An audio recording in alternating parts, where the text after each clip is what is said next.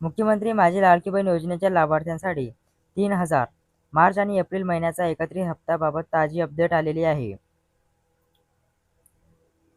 3,000 कधी मिळणार? काय सरकार गिळून घेणार? मार्च आणि एप्रिल या दोन्ही महिन्याची मिळून 3,000 महिलांच्या खात्यात एप्रिलच्या शेवटच्या आठवड्यात किंवा मेच्या महिन्याच्या सुरुवातीला जमा होण्याची दाट शक्यता होती. काही तांत्रिक पडताळणीमुळे यास विलंब झाला आहे. तर आता एप्रिल महिना सरलेला आहे आणि मे चालू झालेला आहे. तर आता आपल्याला मे पासून त्याचा लाभ चालू होण्याची दाट शक्यता आहे.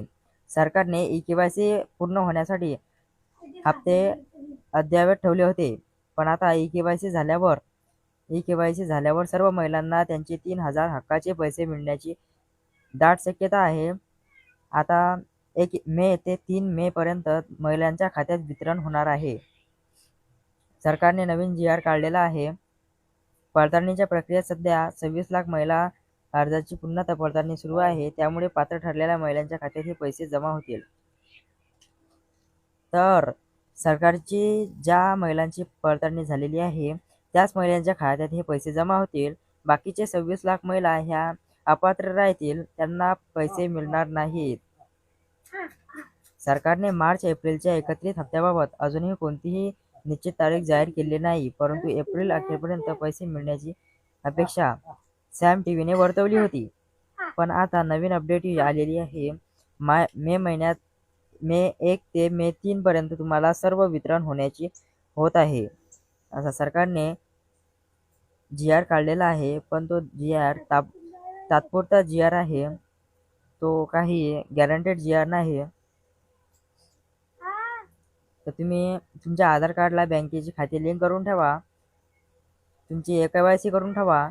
तुमचा मोबाईल नंबर बँक खात्याशी लिंक करून ठेवा, जेणेकरून तुम्हाला मेसेज येईल. आता ही योजना बंद होणार नाहीये. खूप लोक अफवा फैलवत आहेत की हे योजना बंद होणार, पण मी तुम्हाला सांगू इच्छितो की हे योजना बंद होणार नाहीये. तुमचं वय 65 वर्ष होईपर्यंत हे योजना बंद होणार नाहीये, अशी सरकारची घोषणा आहे. कोणत्याही अफवाला बळी पडू नका आणि या चॅनलला सबस्क्राईब करून ठेवा, जेणेकरून तुम्हाला नवीन नवीन अपडेट येत राहतील. तर 3,000 मिळण्यासाठी टेन्शन घेऊ नका. तुमचे 3,000 आता 1 मे ते 3 मे पर्यंत तुम्हाला भेटून जातील. आणि ई-के-वाय-सी ज्यांची राहिलेली आहे ते अजून करून घ्या. 1 दिवस त्यांच्याकडे बाकी आहे. आणि तपासून घ्या, 26 लाख महिला अपात्र आहेत, त्यापैकी तुमचं नाव असू शकते त्याच्यात. सरकारच्या घोषणांकडे लक्ष देण्यासाठी या चॅनलला लाईक करून टाका.